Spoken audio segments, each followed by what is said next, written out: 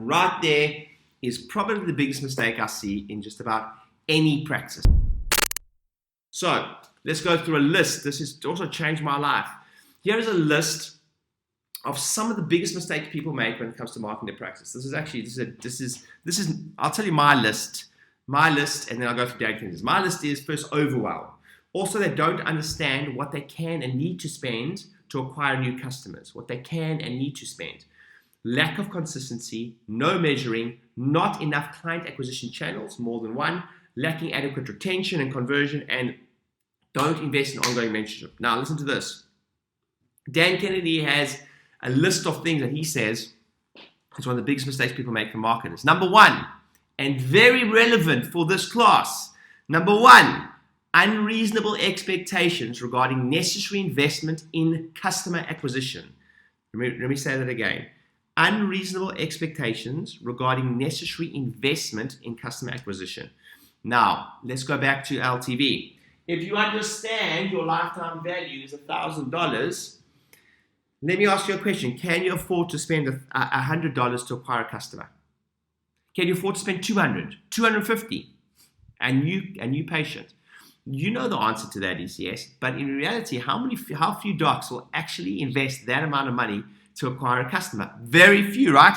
Now, that doesn't mean we want to spend that much, but if your lifetime value is that, can you afford to spend that much? Greatest definition, one of the greatest definitions I've ever heard of marketing is, this is how you win the marketing game. The person that is willing and able to spend the most to acquire a customer wins. The person that is willing and able to spend the most to acquire a new patient wins. Now, keyword is able, not necessarily willing. Because if you understand this, you'll be willing to do it, but able to. And this is why the thing that you do, understanding your PVA, being good at your craft, being able to adjust, being able to serve, that goes hand in hand with marketing. Because if you're good at that, you and I both know that your lifetime value is going up. True or true? Also, good day one, day two, and also good systems and structures. By the way, the whole conversion process starts before someone works in the door. So here's the thing that no one talks about. We said every single new client, almost 11,000, a welcome pack in the post before they come in the door. We also retarget them on Facebook before they walk in the door. That means they're going to see testimonials. So we've got our system set up. So when someone books a new patient, they start seeing this in their news feed for testimonials, from celebrity testimonials, etc. And they get a welcome pack from us. And guess what's in the welcome pack? Testimonials, celebrity testimonials, something to position you as the expert, maybe a book that you've written. Now, day one, day two, that's why we don't. Day one, day two is fantastic, by the way, and you should be doing great day one, day twos. But let me tell you, if you position it and they've seen you on media and they've seen you in all these places before they walk in, day one, day two is a whole lot easier. So the whole marketing process feeds into that too. Now let me get back to my point. If you understand what your lifetime value is, and that's why you've got to focus on the thing too, being good at your adjustments, being good at serving, then all of a sudden you can afford, so willing and able being the key word, you can afford to spend more money to acquire new patients. Does this make sense? So without your lifetime value, not just a PVA, without your lifetime value, I want to know a monetary amount, it's impossible to come up with a good marketing plan. This is what happens.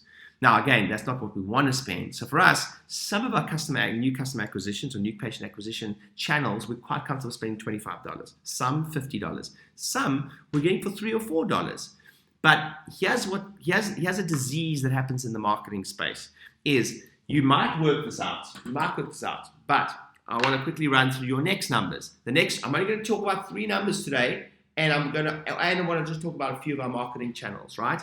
So, next number you have to understand from a marketing standpoint. Once you understand that, you also got to understand your cost per lead. So, what's a cost per lead? Cost per lead is how much it costs to, let's say, get someone's details. Cost per client is how much it costs to get them in the front door. So now you know that that a customer is worth, a new patient is worth around $1,000 for you. You understand that you can afford to spend some money to acquire that new patient. Doesn't mean you want to spend a lot. A lot of our channels are free, but you need to understand that if you that'll straight away break down blockages towards spending money on marketing, because it's not an expense, it's an investment. So if you understand, cost per lead means how much does it cost me to say get someone to download something from Facebook from me? How much does it cost me to get someone to buy a voucher at a screening? How much does it get someone to pay for something or an assessment at a talk in a business? We do them all the time. How much does that cost? That's cost per lead. So let me tell you the difference. The difference is this. Let's say you're at a community event and you get 10 people to come to the event and purchase something. So you're going to work out all your expenses and what they cost to get you that far. Then you know that not all of them are going to, sometimes not all of them come in. So there's a difference. So it actually costs you more to get them in the front door as opposed to just the lead. A lot of people just stop here and say, let's say the event cost me $100 and we've got 10 people, that's $10 per person. So cost per lead will be 10 per person, okay? Per person. Now you've also got what they paid in the day, but let's say only 5 end up coming in, all of a sudden that jumps your cost per client jumps to $20 per person. Forget about what they paid right now, because that's slightly skewed, but for emphasis, I want you to understand that process. Does that make sense? So when you understand lifetime value, cost per lead, cost per client, you can nail just about any marketing campaign. Now, when I say this to docs most of the time, they don't know any numbers, nothing. They're flying by the seat of their pants. So please write this down. Whatever you measure and report upon grows exponentially. If you want anything to improve in your business, you've got to measure it. So when I ask you, are you doing this for every marketing campaign? You better be saying yes. Because that is money flows and growth flows and abundance flows towards order. If it's not well managed, I promise you're going to have a tough time growing that business. So that's the first thing you understand. The next thing you need to understand is once you know what your cost per lead is, what you know what your cost per client is, and your lifetime value, I promise you, I've seen this so many times, what will happen is you'll start doing marketing campaigns and you will understand this, you'll get excited and you'll go, hey, when I do this talk, it costs me $25 cost per lead, for instance. Let's just work cost per lead. And then I did health fair screening and it was costing me, say, $15 per lead.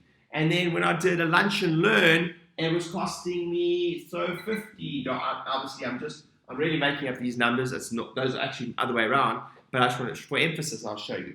What will happen is this, that they should be doing one of these. They'll say, oh my word, let's do this one and not this one.